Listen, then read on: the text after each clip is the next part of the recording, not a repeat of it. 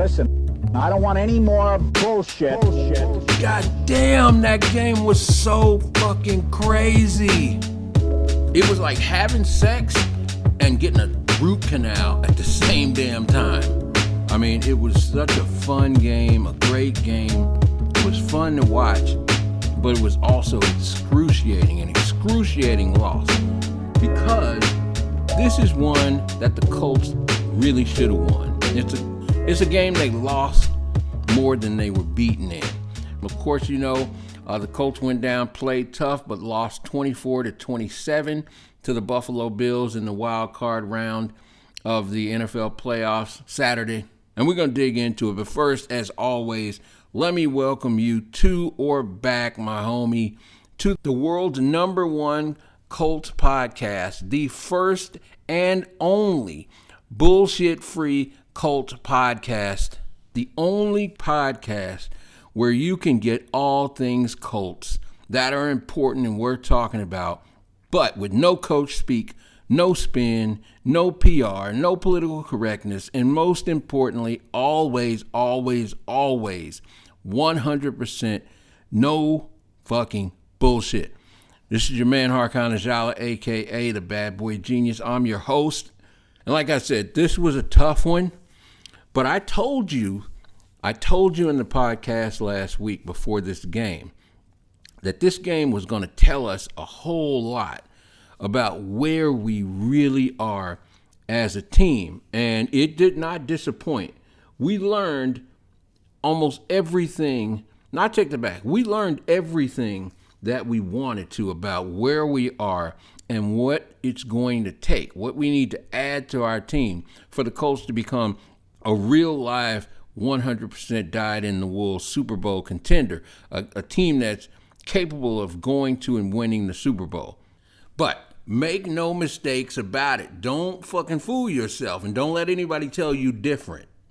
If you watch that game like I did, around the third, fourth quarter, you look on that Bills sideline, there were some fucking assholes puckering up over there. There were some real concerned looks on those faces because I'm telling you, make no mistake about it, this is a game that the Colts should have won. They actually outplayed the Buffalo Bills team on team. They actually were the better team Saturday. Real talk. They just had a few plays, less than 5 plays, that they didn't make that led to a loss. And again, we're going to dive right into this because I talked to y'all last week about what was going to determine whether the Colts won or lost this game. So some people may want to push back and say, oh, how in the hell were they the better team? How'd they outplay Buffalo if they lost? We're going to dive right into it. But before we do that, before we deep dive into it, let me, as always, ask you to go right down below the video or the podcast you're listening to and smash the fucking like button because it helps YouTube to show and share our video with the real Colts fans out there. So the people who should get the chance to hear this podcast will get the chance to, because YouTube will know that we have real motherfuckers watching our videos and not bots. Also, make sure you subscribe so you can get all these videos, because I told you guys in 2021, I'm going to start picking up the pace and the content. So there'll be more and more content for you guys. Make sure you're subscribed and you share this. And as always, I appreciate you guys who are watching and listening. If you appreciate what I'm bringing to you, if you appreciate the podcast, if it's filling that void that wasn't here in other Colts podcasts, which is what I was trying to do for you, please just drop a quick donation. Click the button below the video or the podcast. Drop us a quick donation. It might be $20, $10, $5, even $1 will help, because it'll help us to provide more content and the kind of bullshit-free commentary and analysis that I know you, a real Colts fan who wants to know the real deal and discuss the real deal at all times, can appreciate. And now I want to give a shout out to a super listener, Etzel Ferguson, for this. Because of her, she suggested this, and I appreciate it because I hadn't thought about it. You can now also donate to the podcast via Zelle. So there's a link to our Zelly email address, bsfreecoltspodcast@gmail.com.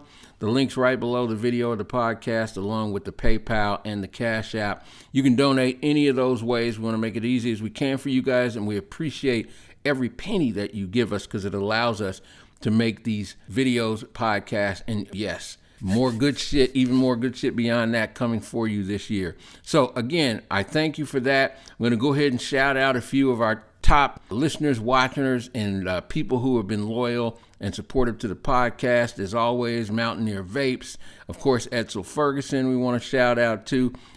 Blake Neal, a new guy that I saw who's tuned in. YFN Trey, we appreciate you, bro. Thank you for tuning in and supporting. Of course, my man Chris Duane. Dan DeFord, of course. Cannot forget my man Lawrence Owen, who also is the creator, if you haven't seen it, of the Colts Law Podcast. Shout out to Lawrence and the Colts Law Podcast.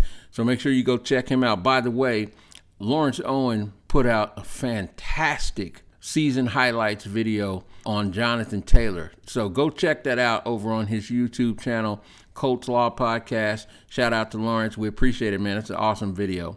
All right. So now, props due and Thanksgiving for your support, your views, your listens, your donations. All that set aside, let's jump into this forensic bullshit-free analysis of the playoff game Saturday. And look, I know you've been waiting for us to have this conversation because I'm just going to talk to y'all, all right, in a way that nobody else in this market really talks to y'all. I told y'all in the last podcast that we were going to learn who the Colts were and where they were in this game. And I'm telling you, we learned everything we need to know about who they are, where they are, and where they need to go. And I'm going to break all that down, but instead of trying to squeeze that into this podcast, I'm going to cover who the Colts are and what they need to do and add in order to get to the next level in a whole series of podcasts coming over the next days and weeks called How the Colts Can Win the Super Bowl in 2021. Okay?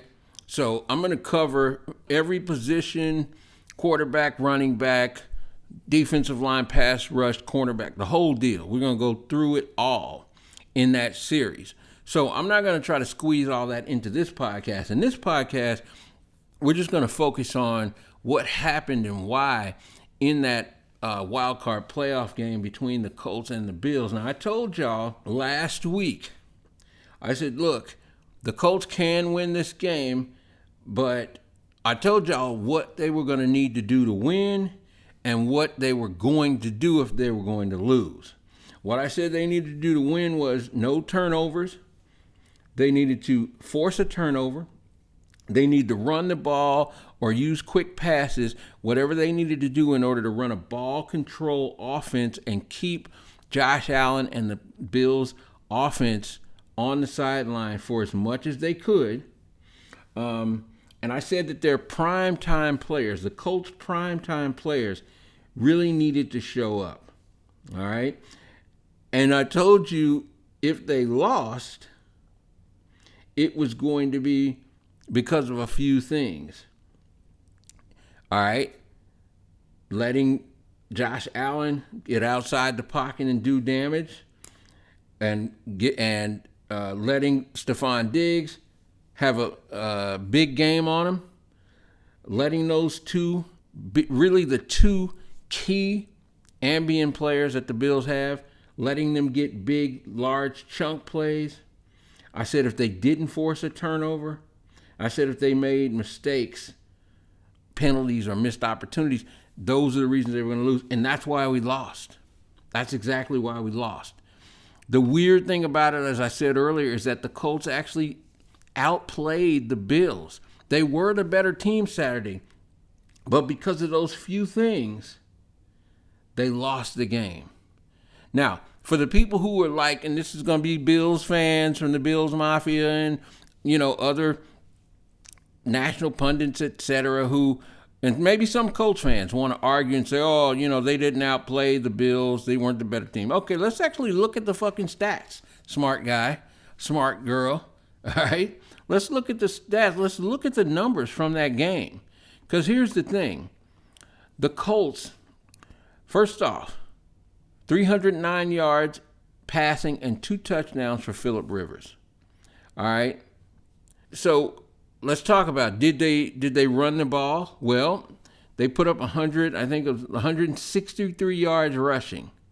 All right. Jonathan Taylor, 21 carries for 78 yards, 3.7 yard average, just under 4. He had a TD. Nyheim Hines, 6 carries for 75 yards. He had a 12.5 yard average per carry. Feel me? Receiving, Michael Pittman had 5 catches for 90 yards. All right. The defense, they had 2 sacks. I think they had 3 tackles for loss.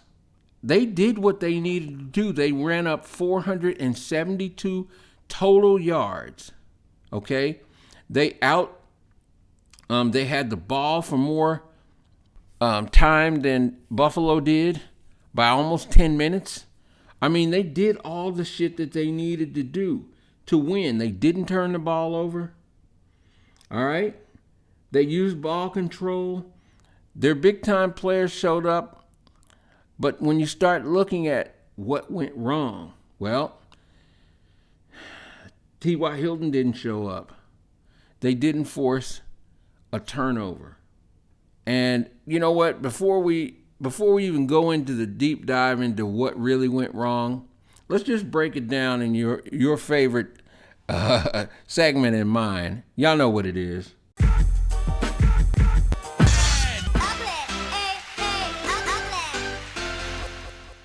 You know, since it's the final game of the season, I really want to give it up for the people who played good, for the good parts of this game, because this was what it's all about. Like, this was the playoffs. So the regular season playing against the fucking Jacksonville Jaguars is one thing. And then when you hit the big dance and you're playing against the best teams in the league, of which the Buffalo Bills are one, I believe, and this may sound like a hot take, but it really isn't. I'm not so sure that the Chiefs are the best team in the AFC. I think it might be the Bills, because I think the Bills are a more complete team. Now, the Chiefs are the most explosive, and they still may take it all away because of Mahomes and those weapons around him. But they have some real issues, especially on the defensive side of the ball. Like, you watch the Chiefs this year, they had quite a few games where they didn't dominate at all. They just, kind of, in the end, they pulled it out because of those weapons and Mahomes. But like I said, the Bills may be the best team in the AFC and one of the best in the NFL. So you got to give props and give credit to the people who played well in this game. First among them, I talked about it before, Phillip Rivers had an outstanding game. He was not perfect. Some people say, well, he wasn't perfect.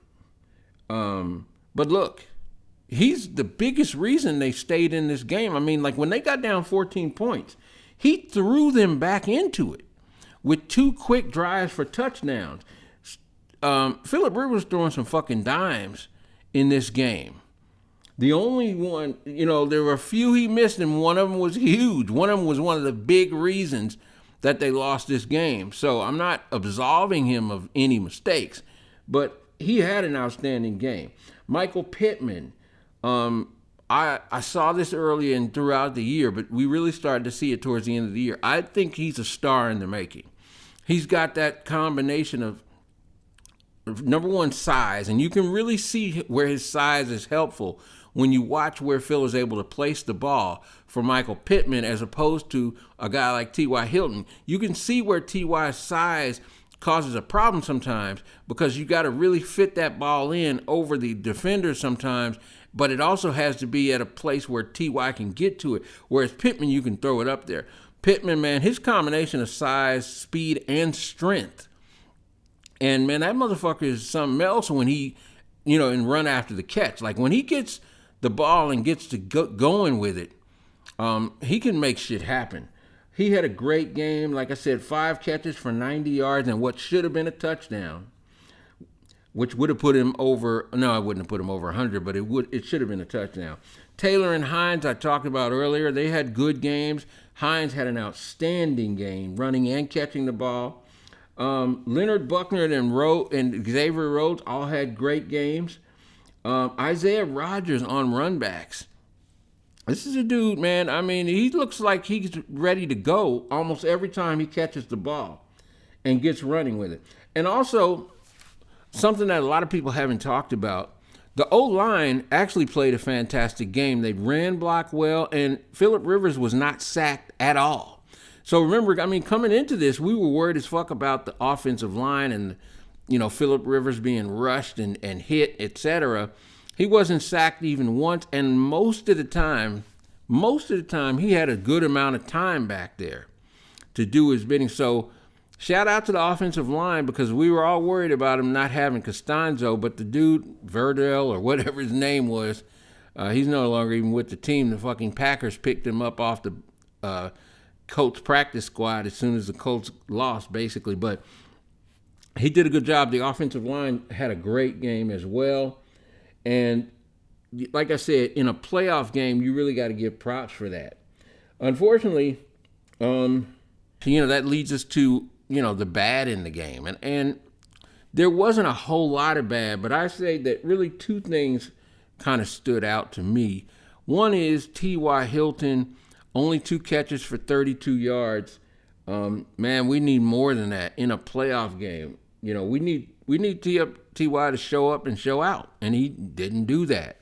And that may have a big effect on whether the Colts bring him back or not. Now, I'm not going to get into that because it takes a little more in-depth analysis and discussion. We'll get into that all the way, trust me, over the next weeks as I dive into the, how the Colts can win the Super Bowl in 2021 series. We'll talk about that, but man, T.Y. didn't get it done. We needed him. The other bad I have to say in that game, the pass rush and pocket contain from the defensive line. Now, the defensive line got 2 sacks. They did get some pressure. Like, they did have some pressure on Josh Allen. But too many times he had too much time back there to really, go through his progressions and find receivers. And even more than that, I told you guys last week, if you fucking let Josh Allen get outside the goddamn pocket, he's going to hurt you.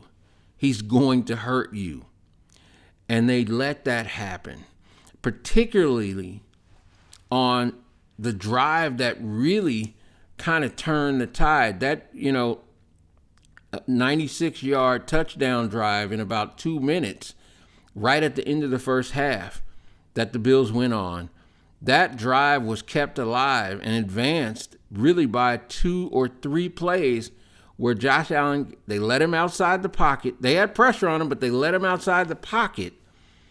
And he was able to get out there and make some amazing throws. I'd take my hat off. He made some fucking AAA list throws. Okay? But we knew this going in. You can't let the motherfucker outside the pocket. Once he gets out there, the secondary, the receivers start running around. It's too hard for the secondary, and particularly when they're in zone, to keep up, and it just leads to bad things, and that's what we saw. So really, those things really jumped out to me as bad. Other than that, the Colts really played a good game. But now, if that's the case, then what was the ugly? Well, the ugly in this game were the 3 or 4 mistakes and missed opportunities that basically cost us this game. I'm not the first person to say that. I'm not saying it is, and it may sound like a cliche, but it's one of those cliches that is true. In every game, especially games against really good teams in high-pressure situations like the playoffs, every game comes down to 3, 4, 5 plays that one team either makes or doesn't make, or mistakes or missed opportunities, and that's what kind of determines the game. For the Colts, again, they played well enough to win. They outplayed the Buffalo Bills, really team, top to bottom. But there were 3, 4, 5 mistakes and missed opportunities that cost them the game. The first one, And again, this is the ugly because it cost us. The first one I alluded to earlier. 4th and goal from the 4-yard line.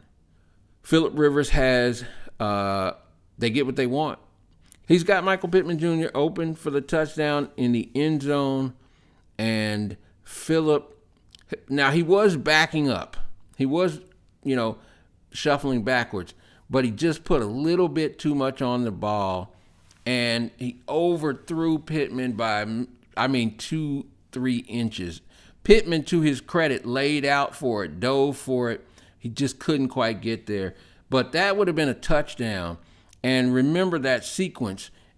That meant they got no points. The Colts got no points there. And the drive that the Bills went on after that, the Bills went down the field and scored a 7-point touchdown right before the half. That's 7 points that you take it from the Colts and give it to the Bills, right? That 7-point swing is the game right there. The Bills, remember, the Colts only lost by 3, but that wasn't the only time. There were 6 drop fucking passes. 6 dropped passes. And I'm telling you, you go back and watch the game tape, because I went back and I watched this game 2 more times after watching it live, because I really wanted to see exactly what happened, look at the coverages and everything. And I'm telling you, of those 6 drop passes, about 4 of them would have been pivotal, would have led to not only first downs, but big gains and probably points. So those hurt. There were also 2 dropped interceptions. One hit a Colts defender right in the hands and he just didn't catch it. And then you had the Isaiah Rodgers interception in the end zone. This is one that would have took away 7 points from the Bills. So this was huge. Now, to be fair, Rodgers made a fantastic read and break on the ball. He dived to make the interception. It hit him on the hands, and it would have been difficult. It was tough. It wasn't easy is what I'm saying. But look, you're an NFL player. You're out there. It's the playoffs. Like, it hit him on the hands. He just didn't bring it in. You get that interception and take that 7 points away, because it would have been in the end zone, so it would have came back out to the 20, and the Colts would have had the ball. Like, that's possibly a game-winning play. Definitely game-changing. Again, it's a 3-point loss, folks. So those hurt. But here's another one, and a big one, that for some reason I just haven't heard anybody really talk about. The missed 33-yard field goal. And I'm just going to keep it real here. Like, Goggles, you're on the fucking clock, baby. Like, I love Hot Rod as just a cool dude and a fun story as much as anybody else. But, bro, you can't fucking miss a 33-yard field goal in the goddamn playoffs. Like, you on the clock. Tick-tock, motherfucker, tick-tock, if you heard that saying. And by on the clock, what I mean is he missed a few towards the end of the season that were in critical situations, but, they were 55 yards, 50 yards, okay. But you can't miss a 33-yard chip shot in the playoffs, dude. What that does is put you on the clock to where the team is counting down to when we got to possibly make a move. And I would not be surprised at all if they brought in another kicker to compete with Hot Rod, probably a more experienced kicker to compete with Hot Rod in training camp next year, because, dude, like, you got to hit those, bro. Like, that 33-yard missed chip shot field goal, okay? You hit that, and the game is 27-27 when the Colts are driving late with an opportunity to win instead of needing a touchdown to win and a field goal to tie. You feel me? That changes everything. That changes everything. Like, you can't miss those. So, like, those 3-4 things. And then, of course, I'm sorry, I couldn't forget this one. This one is the most egregious of those. And that's fucking Kamoko Touré's boneheaded ass jump off sides on 4th and 3 at the Colts 30. Now, let me tell you why this is so fucked up and why this cannot fucking happen. Why this is so critical. Like, this might have cost us the game. Here's the thing. Buffalo, it's 4th and 3 from our 30, 35. We know they're not going to go for it. The game is tight at this point. We know they're not going to go for it. Okay? Jay come out. Josh Allen says, hut, hut. He already does it once and nobody moves. So you know he's not going to hike the fucking ball. Then he does it again and Toure jumps. So you go from 4th and 3 where they're going to kick a field goal, make a field goal attempt, and only have 3 to giving them a first down, and that first down turned into a touchdown a few plays later. Bro, you cannot fucking do that, dude. You in a game where I didn't see you have any real QB pressures. You don't have any sacks. It didn't appear that Toure impacted the game. Now I have to go back and actually watch him because he may have some pressures. But you get my point. Like, the only reason we say your fucking name in the game can't be because you jumped the fuck off sides at a time when there's no goddamn reason in hell that you should have moved. And it takes us from giving up 3 points to 7 points. You see what I'm saying? So that's probably the ugliest of all the ugly shit. But all 4 or 5 of those things that I just listed off, those cost us this game. Period, end of story. Now, at this point, you might be thinking, whoa, Harkon, hold on a second. You missed something. You missed a big thing from the ugly section. You didn't say anything about Reich's call on that pivotal 4th and 4. Well, I didn't. I'm going to tell you why. We're going to cover that in the segment that I like to call, and you know I love this one because I just love the lead into it. You ready? Hard-ass question. All right.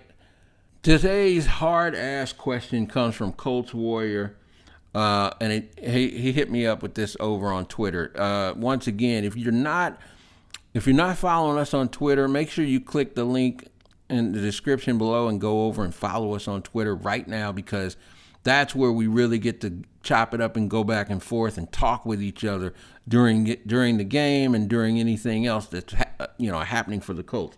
So anyway, Colts Warrior asked, did Frank Reich make an unforgivable mistake that cost us the game by going for it on 4th and 4 instead of kicking the field goal? That is a great question. And I know a lot of you maybe think that should have been in the ugly, that decision. I don't think so. I don't. I disagree, and I'm going to tell you why. Let me tell you what Frank said when he was questioned about this. His response was, look, I've been in 6 Super Bowls and I've won 1 of them. And in my experience, this is how you have to think and play to win championships. This is championship level decision making. And he's talking about being aggressive. He's talking about going for it on that 4th and 4. Like he said, if they had scored and they believed they would score, it would have put the Colts up 17-7. So the Colts would have been up 10 points on the Bills with 2 minutes left in the first half, and the Colts had, they had thoroughly outplayed the Bills in that first half. And he was like, look, they would, like Phil Rivers said, they would have been in trouble. And I have to say, I don't always agree with some of the stuff Frank does, but in this one, besides the fact that the analytics said that it was a strong go, okay, different people feel different ways about analytics, but most of the time I agree with them. You certainly should use them, although they shouldn't absolutely determine what decision you make. But I agree with him going for it there. I do. So no, I don't think that he made a unforgivable game costed us mistake by going for it on 4th and goal, all right, instead of kicking the field goal. Sorry, Colts Warrior. But, and this is important, I'm going to give you this but. Where I think he made the fatal mistake is not going for it on 4th and goal from the 4. Where I think he really made a critical mistake, maybe not fatal, but a critical mistake, is on the 3rd and goal right before that play when you had 3rd and goal from the 1 yard line or right inside the 1 yard line. At that point is where I think he made a critical mistake, because it's at that point that I feel like instead of trying to run that pitch play, and I understand Frank's rationale for it. He's like, look, we looked at at film, and we thought it was going to be a walk-in based on the way that they always play, et cetera, et cetera. I hear him. And, if that pitch works there, great. But I still feel like the better choice there is something quick right up the middle. Like, this is why you have that offensive line and you have Jason Taylor. And even if you're going to use, look, at that point, even if you're going to use Jacoby Brissett, if there's any time to use him, right, that's the time to use him. You only got a yard. Either you QB sneak it with him, or, you could have him run an option maybe where he pitches it. But regardless, I still say you either QB sneak that bitch, or if you just need a yard, hand that bitch to Taylor and live with it. Because here's why. Even if you hand it to Taylor and you get stopped, so now you're maybe at the half-yard line. Maybe you don't get the full yard, you get a foot. Okay, at least you got 4th and goal from a foot away, or even from just the one again. You get what I'm saying? So now the fourth down call is only for a yard and instead of 4. You get what I'm saying? So all the way around, I think that was the mistake in that sequence for Frank. I just think that the play call there was wrong. But going for it on 4th and goal from the 4, no, that wasn't a critical error, and it wasn't, an unforgivable mistake. And here's why, because this is another thing. A lot of people aren't talking about this. Look, if you don't convert there, one of the reasons you go for it is because if you don't convert there, okay, you want to convert, but if you don't get the touchdown, the fucking Bills still have the ball, okay, at the 4-yard line. The problem there was not the fact that you didn't pick up the touchdown. That's not the killer problem. The killer problem is you don't fucking let them go on a 96 fucking yard touchdown drive with 2 minutes left. You feel me? Like, that's the part you don't do. You can't expect that. You can't even imagine that would happen. Like, that's where the defense fails. That's where the team lets you down. And that shit happened because of what I said earlier. They fucking let Josh Allen get outside the pocket. They anticipated that the Bills would be conservative there. Okay, they weren't, but even if they aren't and they catch you unawares, you don't let the motherfucker outside the pocket. You feel me? You know that's the only place they're likely to hurt you, and they let that shit happen. That was the problem, not the 4th down call. So thanks for the question. Either way, I wasn't really heartbroken at the end of this game. It was fucked up. I wanted them to win. Okay, but I went into this game knowing there was a possibility they could lose, a decent possibility. Again, you're on the road. Buffalo is a great team and a motivated team. Remember, Buffalo fucking lost a 16-point lead in the playoffs last season. And they got Josh Allen, they got Stephon Diggs. I mean, they got a good team. So, you know what? I was upset. I was sorry they lost, but I wasn't crushed. And watching the game was a good game. It was a fun game to watch. It was entertaining. I was happy to see that the Colts didn't go up there and just get obliterated or just collapse or lay a fucking egg like Pittsburgh did. They went toe-to-toe. They went toe-to-toe with the Bills, and they had the Bills' assholes puckered up because the Bills know in their heart that the Colts really should have won that game. I guarantee you. If the Colts won't say it, I'll say it. They fucking know their names now. They know our names now. They know what the Colts are all about now, whatever people may have thought before we went down there. So I enjoyed the game. It's been a great season, and we're going to dive into, recapping the season and looking forward to what do we need to do. We're going to answer all the questions. What should they do at quarterback? What should they do at receiver? What should they do with pass rush, et cetera, et cetera? We'll talk about the draft. We'll do all that. We're going to really zero in on what do they need to do to take the next step to be able to win a fucking Super Bowl. And like I said, that'll be coming up in that series how the Colts can win a Super Bowl in 2021. I want to thank you for being here. You're the reason I do this, and I say that in all earnestly, no bullshit.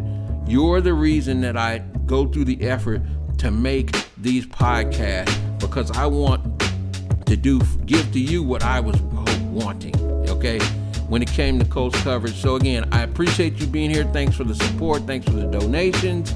And I will see you in the next one. And for any and all Colts players, coaches, front office people, if you're watching, because I know some of y'all do, I'm going to say to you for the final time, at least after games this season, let's get started on the next season so we can go out and win another fucking Lombardi, baby. Peace. And win another fucking Lombardi, baby. And win another fucking Lombardi, baby. And win another fucking Lombardi, baby.